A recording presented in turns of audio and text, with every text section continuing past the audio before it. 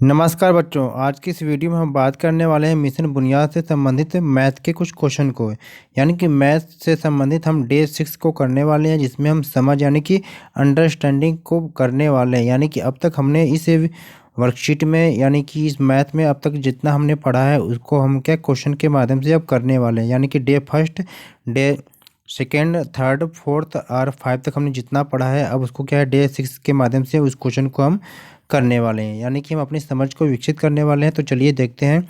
तो पहला क्वेश्चन यहाँ पर दिया गया है प्यारे बच्चों की, पैटर्न को समझकर खाली स्थान आपको भरना है। यानी कि नीचे आपको एक पैटर्न दिया गया है, इस पैटर्न के आधार पर क्या करना है कि जो खाली स्थान है उसको आपको फिल करना है। यानी कि जब आप देख रहे होंगे कि कुछ कुछ गोले में क्या अंक दिया हुआ है और कुछ गोले में क्या खाली दिया हुआ है, तो आपको देखना है कि जो गोले में जो अंक दिया हुआ है यानी कि संख्या दी गई है वो किस आधार पर दी गई है। अगर आप पैटर्न को समझ लेते हैं तो आपका ये पूरा पैटर्न आपका कंप्लीट रूप से बन जाएगा।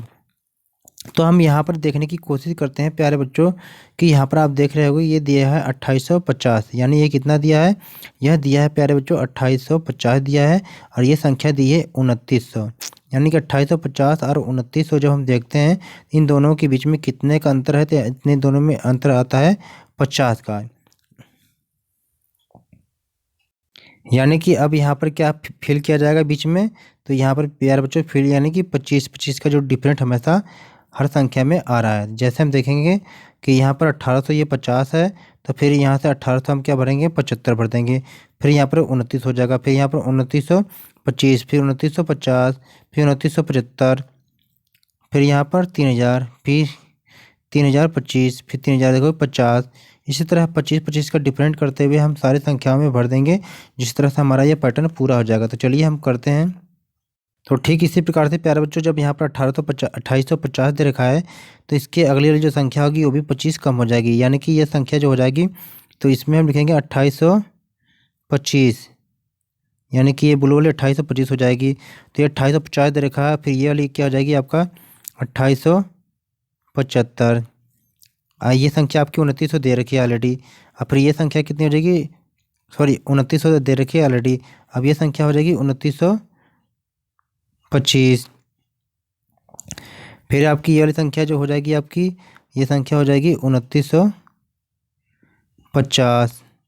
फिर ये वाली संख्या जो आपकी हो जाएगी प्यारे बच्चों, ये 2975 हो जाएगी, क्योंकि 25 का समय डिफरेंट चल रहा है प्यारे बच्चों। अब ये संख्या जो आपकी हो जाएगी, ये वाली संख्या, ये संख्या हो जाएगी आपकी 3000। अब फिर ये संख्या हो जाएगी, जब इसको फिल करेंगे तो ये आप क्या हो जाएगा 3025। और अगली संख्या ऑलरेडी दे रखी है 3050। फिर इस वाले पिंक को हम भरेंगे, जब फिल करेंगे तो ये हो जाएगा 3075, क्योंकि सभी में क्या है बच्चों 25 का डिफरेंट है। इसको आप समझने की कोशिश करेंगे। फिर अगले में हम देखेंगे, अगले वाले में हम फिल करेंगे 3000, सॉरी ये आपका फिल कर लेंगे हम 3100। यहाँ पर 3100 फिल कर लेंगे। अगली संख्या हम दे रखा है 3125। फिर अगले में देखेंगे, इसको कर देंगे 3150 कर लेंगे प्यारे बच्चों। फिर अगले वाले संख्या में हम करेंगे, इसमें हम करेंगे फिर 3175। हाँ, फिर अगले वाले में दे रखा है 3200 दे रखा है। फिर इसके अगले वाले में देखेंगे तो ये आपका हो जाएगा 3225। फिर इसके वाले में भरेंगे आप 3250, 3250 हो जाएगा। आप फिर इधर फिर रेड वाले में फिल कर देंगे आप क्या है 3275। इसके बाद फिर अगली संख्या प्यारे बच्चों दे रखी है ऑलरेडी ही 3300। तो इस तरह से आप पैटर्न को समझ लेंगे तो बहुत ही आपके लिए आसानी हो जाएगी, क्योंकि सभी में क्या है 25 का डिफरेंट है प्यारे बच्चों, ज़्यादा कुछ नहीं है। बस बच्चों सभी में क्या 25 का डिफरेंट है, जिसको बहुत आसानी से आप देख लेंगे तो आपको समझ में आ जाएगा पूरा पैटर्न, क्योंकि सभी में आप देख लीजिए 25 का डिफरेंट है। जब 25 का डिफरेंट करके आप फिल करेंगे तो ये आपका ये पैटर्न पूरी तरह से कंप्लीट हो जाएगा। तो चलते हैं अगले क्वेश्चन की तरफ। अगला क्वेश्चन दे रखा कि अंक 3, 8, 6, 5 से 3 अंकों की बनने वाली सभी संख्याओं को आपको लिखना है। यानी कि इन 4 अंकों से मिलाकर हमें क्या है 3 अंकों की जितनी भी संख्या बन रही उन सबको हमें क्या है लिखना है। तो चलिए देखते हैं। तो प्यारे बच्चों यहाँ पर हम करने वाला है कि यहाँ पर जब हम देखेंगे तो फिर हमें समझ में आ जाएगा कि क्या क्या करना है। तो हमें करना है कि यानी कि 3, 8, 6 और 5 इनकी सहायता से क्या करना है, आपको क्या करना है कि 3 अंकों की संख्या बननी है, जितनी भी बनाना है उसको आपको बना के लिख लेना है। तो हम एक एक करके यानी कि पहले 3 को लेकर क्या करें, इन सब में मिलाकर संख्या बनाएंगे। तो यहाँ पर हमने 386, 365 में यानी कि बदल बदल के आप इस तरह संख्या बना लेंगे। 385, 368 यानी और भी संख्या बनेगी तो उसको भी आप लिख लेंगे। फिर इसी प्रकार से जो हम देखेंगे, फिर इसी प्रकार से 8 का ले लेंगे आप। 8 को भी क्या अलग अलग संख्या बनाएंगे, 865, 853, 856, 835। ठीक इसी प्रकार से 6 का भी कर लेंगे आप।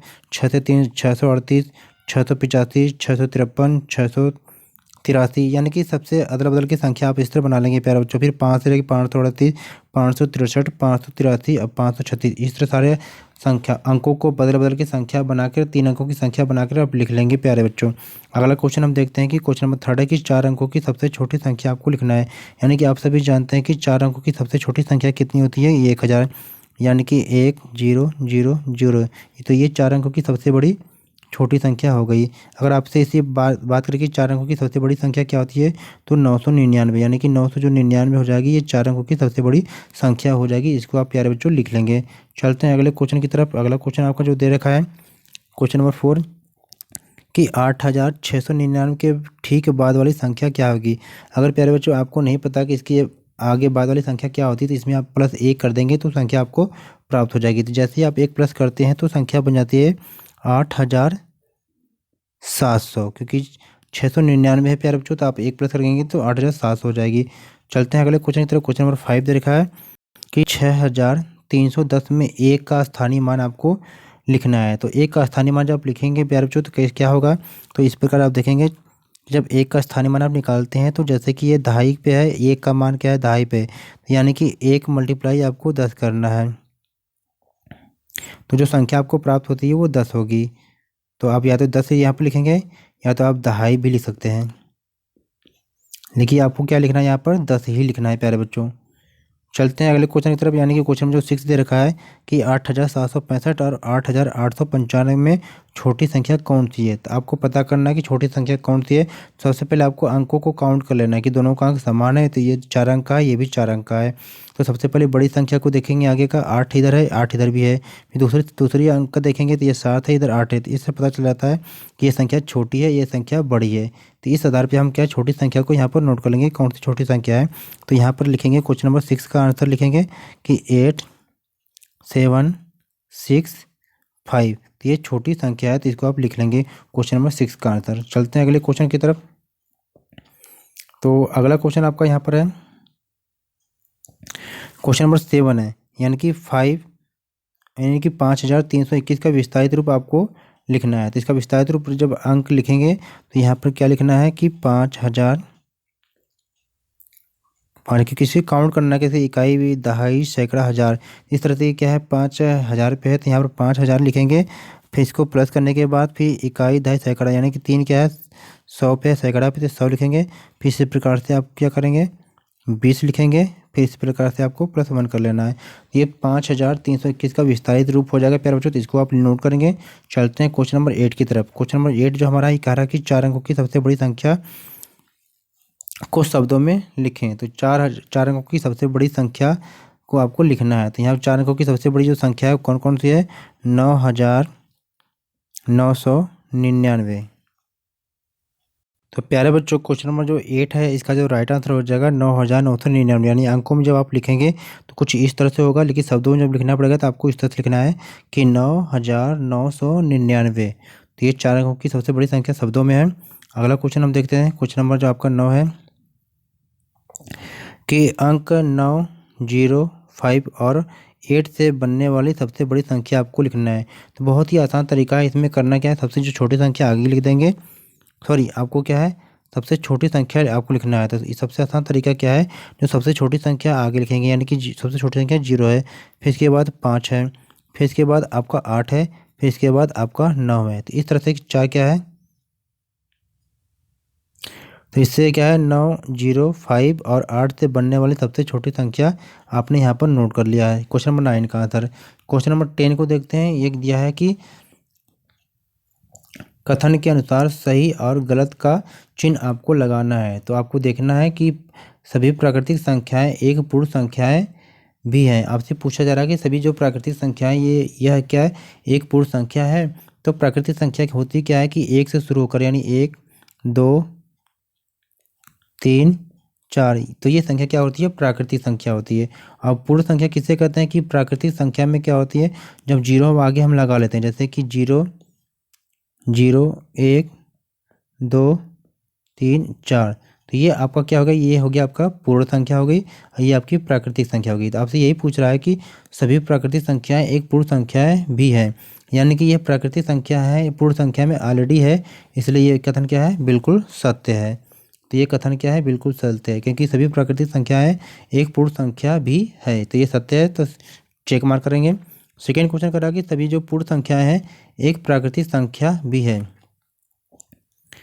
तो सभी जो पूर्ण संख्या है एक क्या प्राकृतिक संख्या है, तो जो सभी पूर्ण संख्याएं होती हैं वो 0 होती है, 1 है, 2 है, 3, ये 4, तो ये पूर्ण संख्या होती है। अब प्राकृतिक संख्या क्या होती है, प्राकृतिक संख्या 1 2 3 4, ये प्राकृतिक संख्या है। तो आपसे कह रहा है कि सभी जो ये पूर्ण संख्याएं हैं एक प्राकृतिक संख्या भी है, तो जो सभी पूर्ण संख्याएं होती है ये प्राकृतिक संख्या नहीं होती हैं, तो ये क्या है, गलत है। तो सेकेंड क्वेश्चन में आप लिखेंगे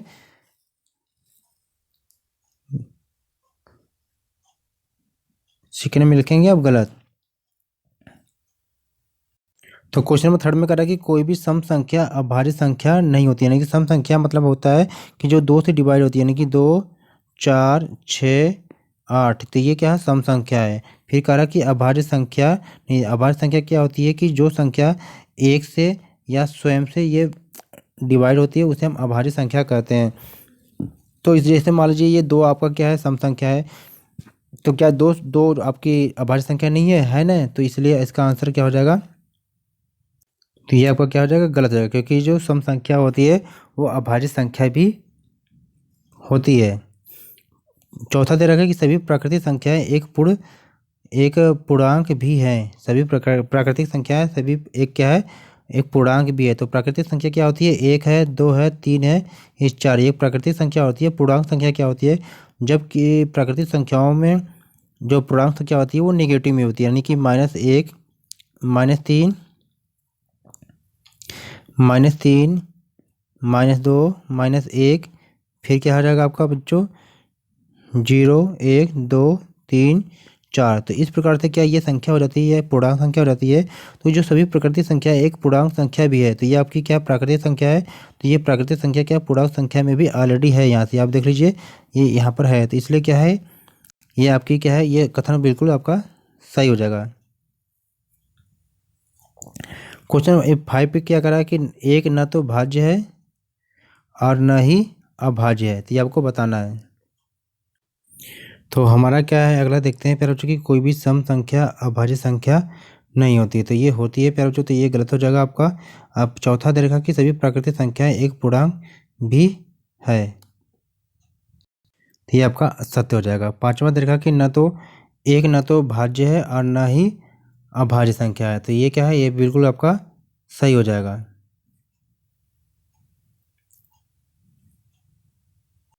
छठा दे रखा है कि शून्य न तो भाज्य है और न ही अभाज्य है, तो ये भी क्या बिल्कुल सही है। अगला क्या है कि दो सम संख्या भी है और अभाज्य संख्या भी है, तो ये भी क्या बिल्कुल सही है प्यारे बच्चों। आगे हम देखते हैं, अगला देखा कि एक विषम संख्या नहीं है, यानी कि एक विषम संख्या नहीं है बिल्कुल सही है, तो ये कथन आपका गलत हो जाएगा। अगला क्या है प्यारे बच्चों की नौवां दे रखा है आपका इसमें से कि 12 36 39 48 50, ये सभी क्या सम संख्या है। तो सम संख्याएं क्या संख्या होती है कि जिसको हम 2 से डिवाइड करते हैं वो सभी सम संख्या होती हैं, यानी कि जो 2 से भाग हो जाती है वो सभी सम संख्या हैं। तो 12 हो जाएगी, 36 हो जाएगी, प्यारे बच्चों 39 नहीं होगी, 48 हो जाएगी, 50 हो जाएगी, तो ये क्या है हमारा, ये गलत हो जाएगा। अगला है 10वां कि प्रत्येक सम संख्या के ठीक बाद वाली संख्या क्या एक विषम संख्या होती है, ये क्या है बिल्कुल सत्य है, क्योंकि जो सभी सम संख्या के साथ बाद क्योंकि सभी सम संख्या के बाद जो संख्या आती है वो विषम संख्या आती है। जैसे मान लीजिए कोई सम संख्या 2 है, तो इसके बाद क्या 3 आएगी ना बच्चों, तो ये सम संख्या है, तो इसके बाद जो संख्या आएगी ये विषम संख्या है, इसलिए क्या है ये कथन बिल्कुल सत्य हो जाएगा प्यारे बच्चों। तो इसलिए क्या है इसको हम सत्य का टिक लगाएंगे, यानी चेक मार्क लगाएंगे। प्यारे बच्चों प्लीज़ मेरे चैनल को सब्सक्राइब करें और वीडियो को लाइक शेयर जरूर करें।